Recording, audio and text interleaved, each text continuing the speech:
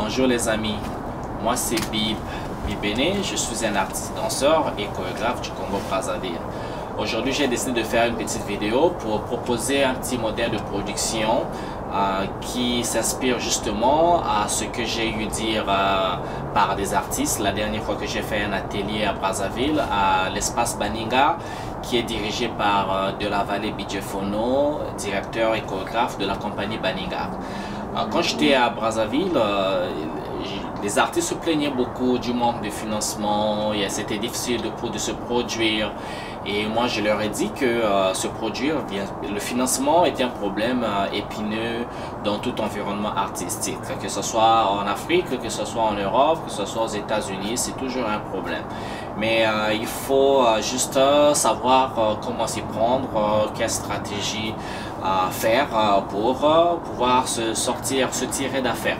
Donc, au vu des plaintes des artistes qui pensaient qu'il n'y avait pas de financement, j'avais remarqué donc que les artistes attendaient beaucoup plus de financements des étrangers. Il fallait que si ce n'est pas l'Institut français de Brazzaville qui finance, le financement devait donc venir soit de la France, soit de d'autres pays européens, soit de la mairie ou bref, des institutions financières étrangères, et que sur place au Congo, les artistes ne comptent pas sur le gouvernement pour financer leurs projets.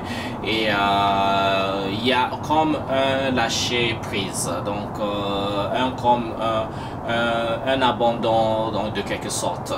Et moi je me suis dit que en regardant autour de Brazzaville, je me suis dit qu'il y a bien moyen de produire son spectacle en comptant sur les sources de financement qui sont sur place. C'est bien possible. Alors je me suis dit, je vais proposer un modèle qui n'est pas du tout facile, qui est très difficile, et ceci peut s'appliquer pour ceux qui vont essayer ce modèle, que vous soyez danseur, artiste musicien, peintre, qui vous lancez dans une production artistique de votre nouvelle création. Je pense que c'est toujours important de se créer ces sources de financement. Donc ce modèle, donc je le lance c'est peut-être 2-3 étapes comme ça. Donc la première constitue pour les artistes, donc il s'agit donc pour vous de constituer un petit dossier de votre spectacle. Et ce dossier, ça peut être une page minimum, 3 pages maximum. Ce dossier est de votre production, donc vous avez une date de production. Si on suppose que vous vous produisez dans 1 ou 2 mois, vous avez une date calée et vous avez déjà visé votre théâtre, votre espace de production, et vous faites un budget. Donc vous avez aussi votre budget, vous savez peut-être les dépenses qui incluront certainement l'achat des costumes, le matériel pour le décor, bien sûr le défraiement pour les artistes. Et bien sûr, quand je dis artistes, il y a des danseurs, les musiciens, et peut-être aussi un petit défraiement pour l'équipe administrative ou tout le personnel qui aide à produire le spectacle. Donc quand vous avez constitué le dossier de votre spectacle, faites en sorte que le dossier soit bien clair, qu'il y ait des images soient bien claires et bien attrayantes. Parce que un dossier avec de belles images attire bien l'attention du lecteur. Et aussi la police de votre dossier doit être une police qui est très lisible, hein, que tout est bien lisible et que les paragraphes sont courts, les gens peuvent lire facilement, et voilà, du début jusqu'à la fin. Et après, trouver les compétences pour ces artistes qui n'ont pas, pour ceux qui n'ont pas ces facultés de bien parler par exemple de leur spectacle, vous pouvez louer des compétences. Ce qui veut dire chercher autour de vous quelqu'un qui peut bien parler, qui peut comprendre votre dossier, votre philosophie, qui peut parler à votre place par exemple. Donc aller dans une université, aller par exemple à l'ENAM, l'École nationale d'administration, demander autour de vous, il y a des étudiants qui sont là, qui peuvent bien vous aider à défendre votre spectacle, qui peuvent vous aider à mieux parler pour vous. C'est possible. Mais le modèle consiste en quoi? Et effectivement, le modèle consiste à localiser les sources de financement. Donc, le premier source de financement, je pense, c'est d'abord le voisinage. les gens autour de vous dans votre quartier. Parce que la plupart des artistes, de mes amis artistes, vivent à Bakongo. Donc, dans le quartier, si nous sommes dans le quartier Bakongo, regardez autour de vous votre voisinage immédiat, le voisin avec qui vous parlez. Moi, je pense que est la première source de financement. Après le voisinage, il y a donc le business à côté, le marché, les gens qui ont des magasins, les boucheries, tous ceux qui vendent quoi que ce soit autour de vous, c'est votre source de financement qui est là.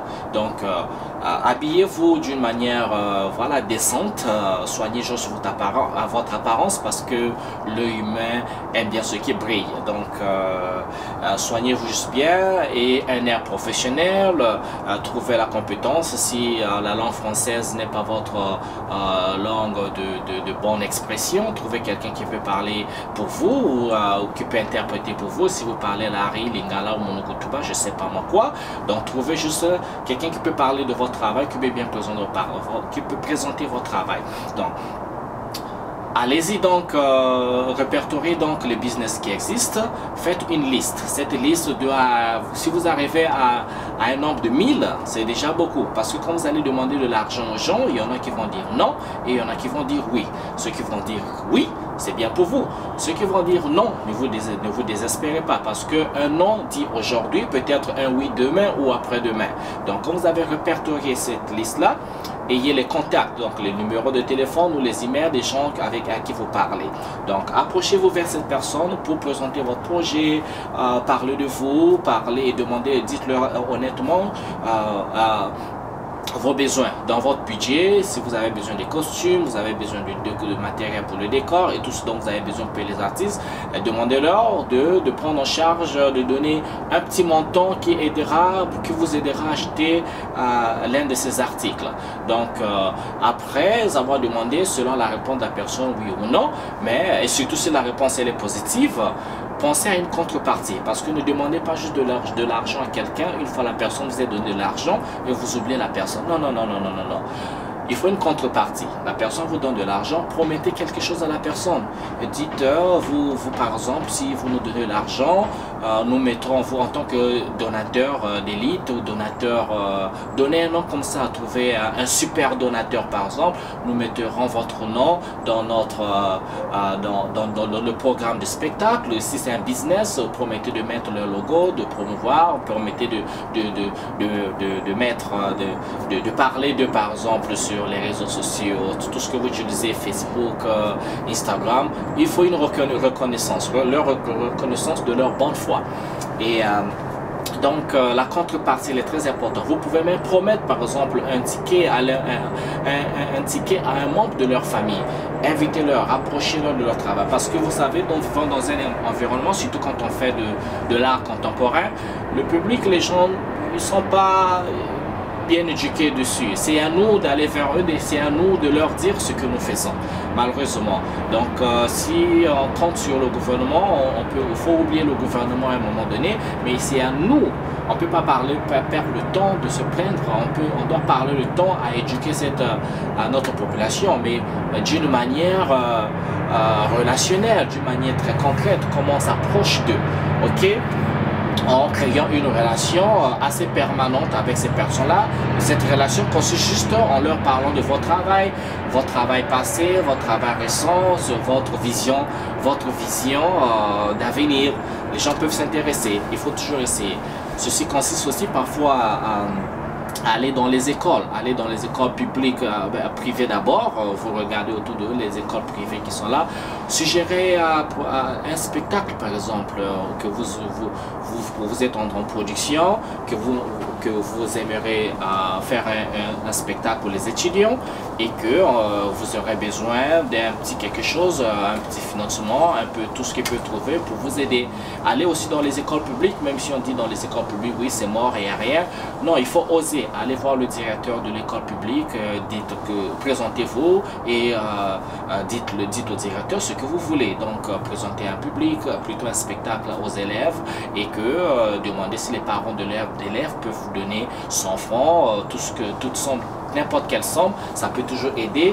Et allez aussi regarder demandez, si vous prenez rendez-vous avec le directeur du ministère de la Culture par exemple, demandez-leur, présentez-vous, quand vous présente aux membres du ministère. C'est question pour vous juste de les inviter-leur à une répétition publique, bien sûr avec le but de leur demander de l'argent pour votre production. Le but c'est de leur dire de partager avec eux votre passion, que vous ne leur demandez pas beaucoup. Quand ils viennent à une répétition publique par exemple, mettez des chaises, offrez-leur peut-être un peu d'eau et tout, parce que voilà, il faut parfois dépenser un peu de votre argent pour pouvoir avoir un peu plus d'argent. Donc c'est et surtout quand tous ceux qui auront donné, tous ceux qui vous auront répondu positivement, il ne faut pas les oublier, il faut toujours cultiver une relation avec ces personnes.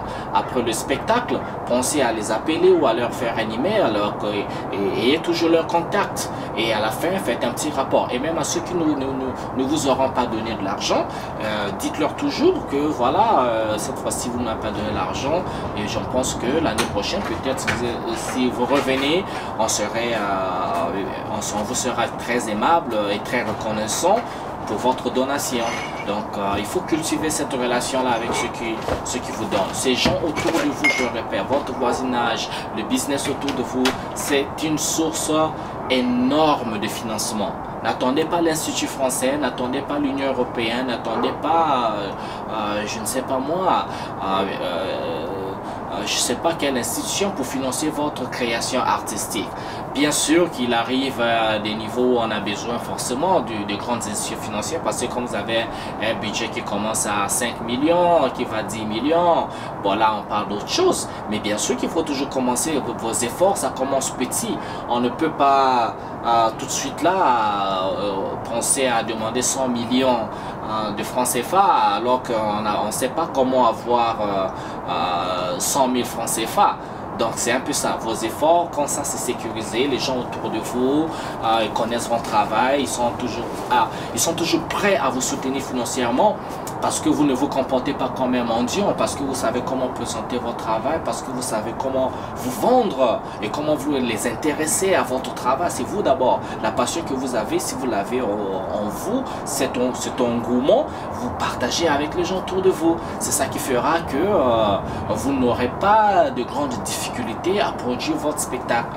Et la plus grande difficulté, c'est juste le nombre d'heures que vous mettrez à constituer votre dossier, qui soit très concis, mais bien lisible et très clair, bien présenté, et votre travail artistique aussi, le nombre d'heures que vous prenez à présenter votre création artistique, voilà quoi, et soyez créatif.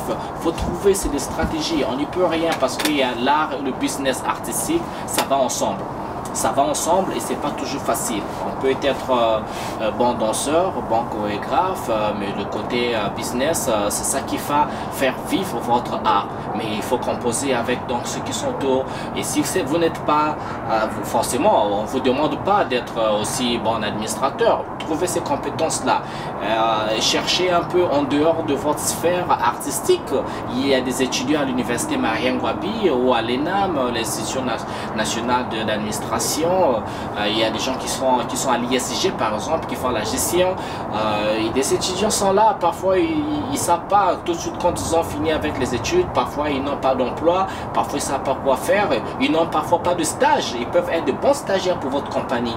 Donc appelez-les, et eux ça leur permet aussi d'être sur la pratique, et vous aussi par là, votre compagnie bénéficie de leurs compétences. Donc soyez comme des taureaux, n'hésitez pas. Il faut foncer, il faut oser ce que vous n'osez pas à l'habitude. Ne pressez pas les bras, n'attendez pas. Il n'y a pas, les miracles ne viendront pas du ciel. N'attendez pas toujours que ça vienne d'ailleurs. C'est déjà, ça existe chez nous.